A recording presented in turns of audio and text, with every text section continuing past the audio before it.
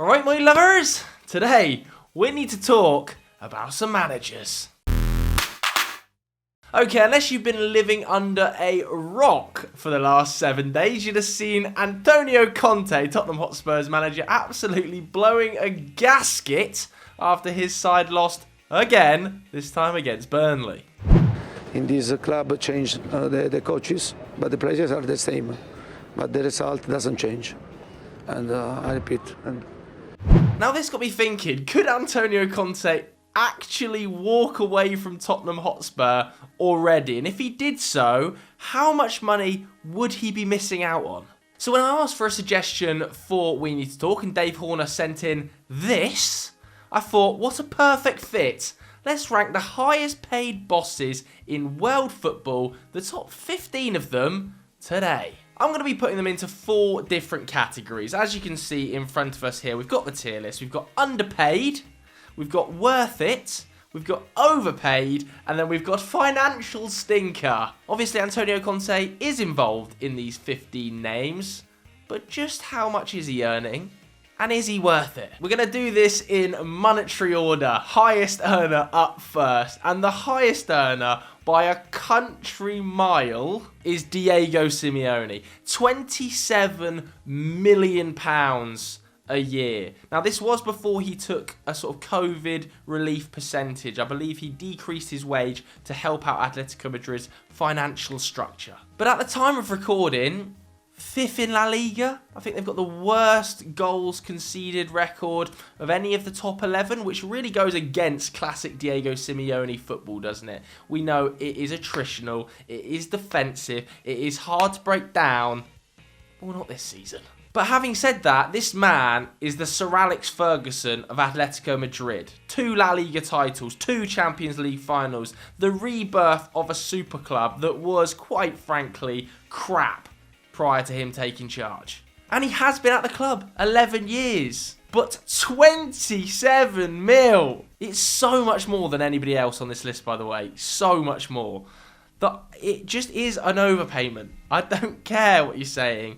It's an overpayment. Next up, we've got Pep Guardiola, who is earning a reported £19 million a season. So £8 million less than Diego Simeone, despite all of the wealth and the riches that come with Manchester City's ownership structure. And of course, he has been there 6 seasons now. Now, he's won 3 league titles, he's won 4 Carabao Cups, he's won an FA Cup, but the Glory Trophy evades him, doesn't it? It's evaded him ever since his Barcelona days. The Champions League still doesn't sit on that Manchester City mantle. And let's not mess about.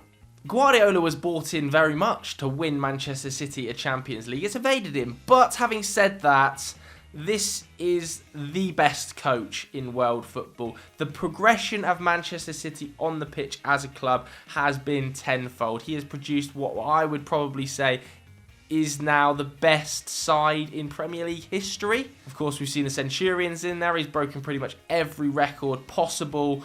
It's just that one trophy that evades him, and if he wins it this year, then pay him whatever he needs. Pay him billions. I think he's worth it. I don't think he's underpaid just because he is earning, again, a substantial amount, compared to some of the other names on this list. I think he's worth it, but he's not underpaid at 19 million quid a year. Earning not much less than him, to be honest with you, is Jurgen Klopp, £16 million a season. He's, of course, delivered Liverpool's first ever Premier League title, breaking the hoodoo, and a 6th Champions League.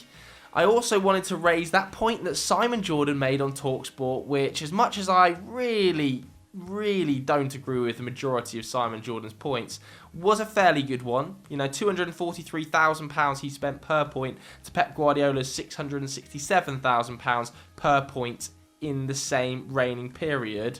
And he did take over a much more dogged side. Look at this 11, his first ever 11. You know, Origi's still there and Coutinho is a great player, but Lallana is now playing defensive midfield at Brighton. Milner is still there. Emre Can's kicked to the sideline. Lucas gone. Moreno, Saka, Skirtle, Klein and Mignolet. So yeah, obviously, the second best coach in football is worth every penny.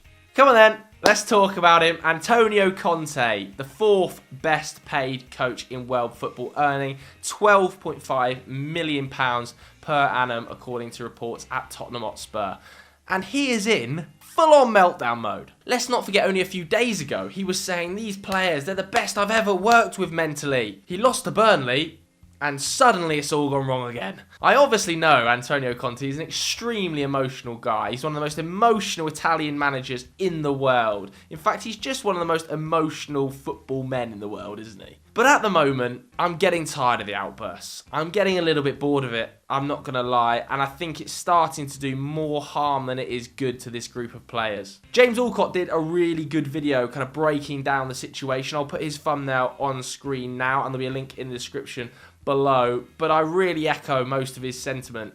It's starting to get tedious. It's starting to get boring. And if I was one of the players on the squad having to listen to him every single week say that I'm not good enough, I'd start to get tired. Because yes, let's have it right, the squad isn't amazing and it isn't a squad that he's used to managing. You know, he's such an ambitious guy, he's used to winning every week. But what was he expecting when he took over? He knew this was the situation when he took over. He knew this was the group of players he was going to be managing. You can't then moan 3 months later and say, oh, I didn't think it would be this bad. You did. You did. Get on with it. Just get on with it now, please. So it's starting to grate a little bit for me, and I'm going to put him in overpaid. I think there are other managers on this list that maybe are deserving of that money. £12 million plus per season for a team that are scratching about to get into the top four, not because of Antonio Conte, but he is probably the third or fourth best manager in the world, so he's kind of teetering in between worth it and overpaid. If there was a middle category, that's where I'd have Conte.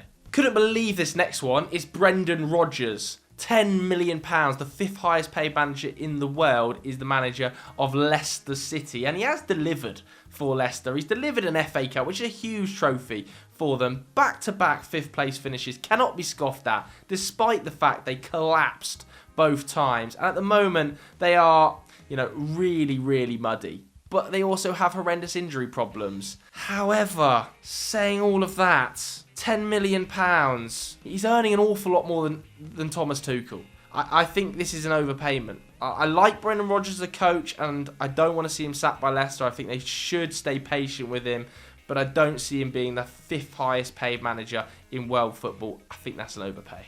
It's a bit of a drop next to Mikel Arteta at £8 million. I mean, back-to-back 8th place finishes, not good enough. However, the clear out of the squad has been substantial, and in my opinion, it's been long overdue. I think he's done a good job getting rid of certain players. It's a lot of money. He's, again, in the middle. £8 million for back-to-back 8th place finishes feels a lot, but if he finishes 4th this season, it's worth every penny. I could say the same about Conte, though. I'm going to squeeze him into worth it, man. It doesn't feel right putting him alongside Klopp and Guardiola, but I'm going to squeeze him in there. And I know I'm going to take shit for that in the comments. Bring it on. Up next, and I couldn't believe it when I saw this one, the 7th highest paid manager in world football, Marcelo Bielsa, on the same amount as Mikel Arteta, £8 million. And let's have it right, he's worked miracles at Leeds, but obviously he's the highest paid manager in the club's history. He got promoted at the second attempt, didn't he, after collapsing in the playoffs against Derby County, Frank Lampard's Derby County, who may or may not also be on this list, by the way. But they are struggling badly this season. They are very much in the relegation mix. 23 points from 24 games after such a solid season last year is not good enough. And he has been hit horrendously by injuries, as Brendan Rodgers had. But I just think that Leeds, this is only the second season in the Prem, and I know it works differently for Bielsa because he does this 1-year rolling contract situation. But this feels like a financial stinker. I'm putting it in there. I love Bielsa, and I think he will keep them up, and I think that he is a great coach. But £8 million, Potter's on £2 million at Brighton. It's just too much money. Up next, we've got Manchester United's interim boss, Ralph Rangnick, £8 million per annum, so he's probably only going to earn £4 million, I'm guessing. If that's £8 million for 6 months' work, then bloody hell. But I'm going to be presuming, based on the reports I've read, it's £8 million per annum. If that's the case, I still think it's a slight overpayment. Ralph Rangnick, as an interim boss, is doing an okay job. I think he's actually brought a bit of harmony to a real storm prior. I think United are progressing tactically on the pitch, although there was no evidence of that against Atletico Madrid. There's certainly signs of an improvement in the way the team are kind of structured, let's put it that way. However, he's only interim boss. He was out at Lokomotiv Moscow prior to that, but £8 million a year. It's a lot of money. Max Allegri is up next then at Juventus, and let's face it, lads, they have been diabolical this season. So boring. So boring. They say never go back. Max, you should have taken the advice. Of course, they are 4th in the table. They finished last season 4th under Andrea Pirlo, didn't they? And he won, 5 back-to-back Scudetto titles before he left. I just think he should never have returned. I think they're playing stinking football. They've had this sort of mini resurgence, haven't they? But even against Villarreal, I thought they looked pretty tepid. Overpayment. Let's go to one of the best sides in European football, in my opinion, no matter what Patrick van Straten says. It is Bayern Munich, Julian Nagelsmann. So far down the list, 7.2 million. I think this is an underpayment. To have the most exciting young coach in world football on a wage less than Marcelo Bielsa at a club that are going to win the Bundesliga title. I know they had a slightly disappointing result against a really buoyant Salzburg side, and obviously had that disaster against Mönchengladbach. I think it was their worst loss since '78, that 5-0 thumping to go out of the Pokal.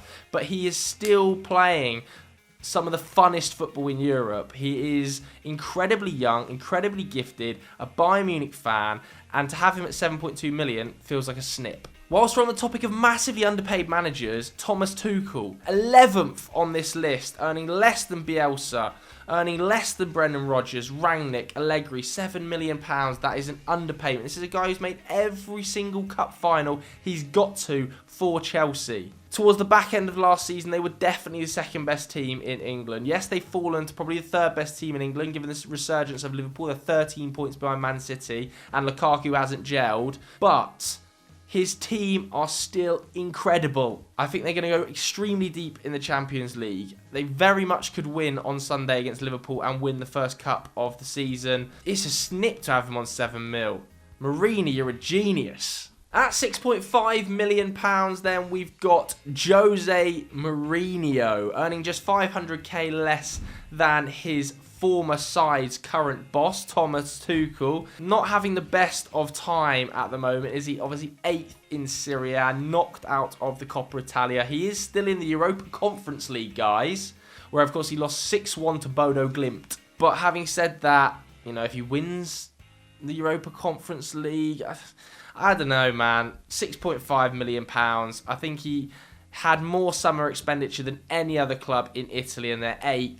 He's a nice guy, but there's a lot of overpaid managers on this list. Pochettino is up next, a difficult one. £6 million a season at PSG, which seems cheap, doesn't it? It does seem cheap, just because Pochettino was being bought off the back of an incredible time at Tottenham Hotspur, despite how it finished, as one of the most exciting young coaches in world football, to a club of super riches. £6 million doesn't seem like a huge amount of money. But he has had struggles there, hasn't he? Failed to win the Ligue 1 title in his first season, even though he was only there for 6 months, missing out to Lille. He's been knocked out of the Coupe de France this season, pretty embarrassingly. They are currently kind of favourites to beat Madrid in that tie, but it's very much on a knife edge. At £6 million, though, for a club of the riches of PSG, I'm going to say that's worth it. I do still believe he is a genuinely sensational coach, and when he comes to Manchester United, he's going to do bits.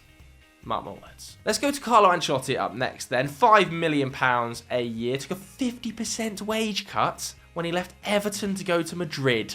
What? Crazy, but nevertheless he's got on top of La Liga, hasn't he? And I think if you asked Real Madrid fans, they would say it's worth it. He's a bit of a fan favourite there, he's a bit of a legend there. He's obviously won multiple competitions, notably the Champions League with Madrid in his past, so he does have fan support. And he's almost in this awkward little transition, isn't he, between that ageing brilliant squad with the likes of Modric and Kroos and Benzema into this nouveau side of Camavinga, likely Mbappe, potentially Haaland.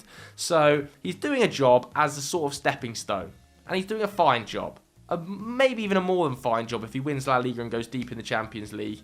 £5 million, he's worth it. He's also a bloody lovely guy. Last but not least is Frank Lampard, who is earning £5 million as well at Everton, according to multiple reports. And Everton, let's have it right, are absolutely in the relegation battle. They're just 2 points off the drop zone now, and in the next 3 games they've got Man City, Spurs and Wolves. Now, which Spurs side turn up, we're not sure. It depends which side of the bed Conte gets out of, to be honest with you.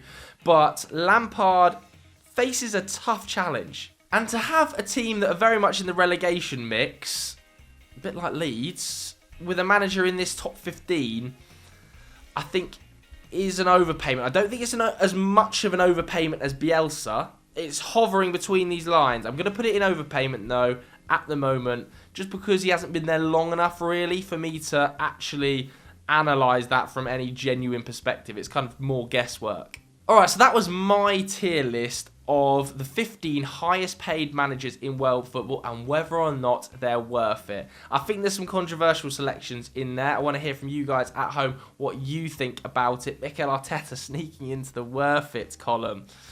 Oh, now I'm looking back on that with a tinge of regret. But get in the comments, let me know what you thought. If you enjoyed the video, hit the like button, hit subscribe. Thanks very much for watching, everybody. We'll see you later. Bye.